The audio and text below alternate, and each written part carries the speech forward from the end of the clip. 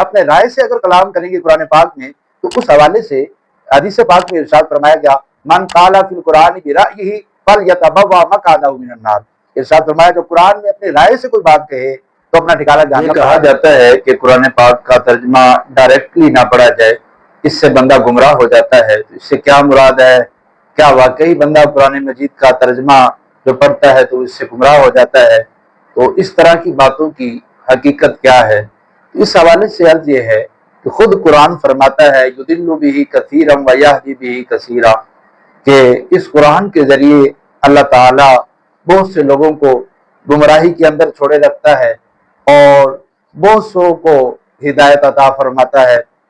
तो मसला ये नहीं कि कुरान मजीद का जो लोग तर्जमा पढ़ते हैं तो उलमा उससे रोक रहे होते हैं। मकसद ये है कि खुद कुरान जगह जगह इस बात का हुक्म इरशाद फरमाता है कि जो इल्म की बातें हैं वो इल्म वालों की तरफ लुटा दो। फस्अलू अहल ज़िक्रि इन कुंतुम ला तालमून। इरशाद फरमाया कि अगर तुम नहीं जानते तो इल्म वालों से सवाल करो, इल्म वालों से पूछो। तो कुरान मजीद को समझने के लिए उलूम की जरूरत है। यानी ऐसा नहीं है कि मुतलकन कुरान का तर्जमा पढ़ लो तो हर आयत का माना जो है आप समझ सके, ऐसा नहीं हो सकता। बाज़ तो वाक़यात होते हैं, इबरत की चीज़ें होती हैं जो बज़ाहिर समझ में आ रही होती हैं, लेकिन कई चीज़ें ऐसी होती हैं कि जब तक आप उसका शान नज़ूल आपको मालूम नहीं होगा तो आप उसे नहीं समझ सकते।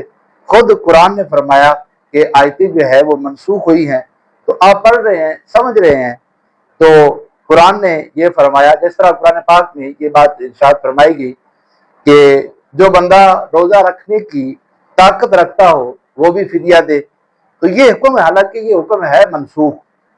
अब कोई ये बंदा पढ़कर ये बात कहे कि कुरान तो ये फरमा रहा है कि ताकत होने के बावजूद आप फिदिया दे सकते हैं, मसाकीन को खाना खिला सकते हैं, तो रोज़ा रखने की हाजत नहीं है। हालांकि ऐसा नहीं है।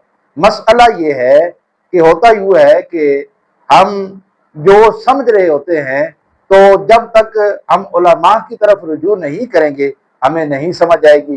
तो बल्कि अपने राय से अगर कलाम करेंगे कुरान पाक में तो उस हवाले से हदीस पाक में इरशाद फरमाया गया, मन काला फिल कुरान बिराइही फलयतबव्वा मक़अदहु मिनन नार।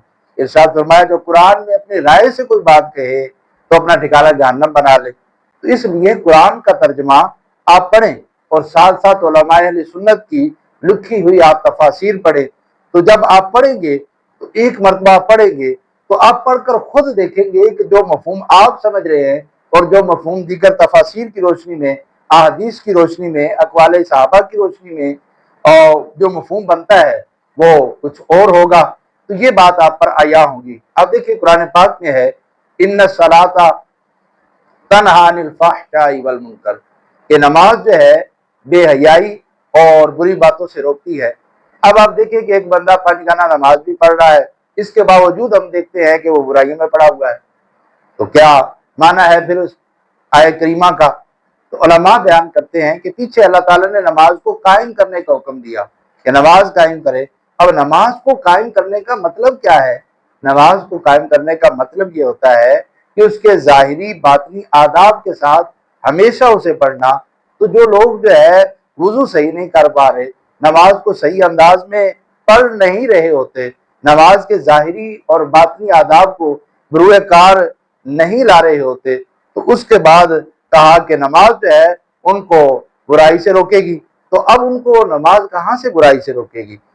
तो फर्ज तो उतर जाएगा और पढ़ना लाजिम है, वो तो नहीं छोड़ा जाएगा।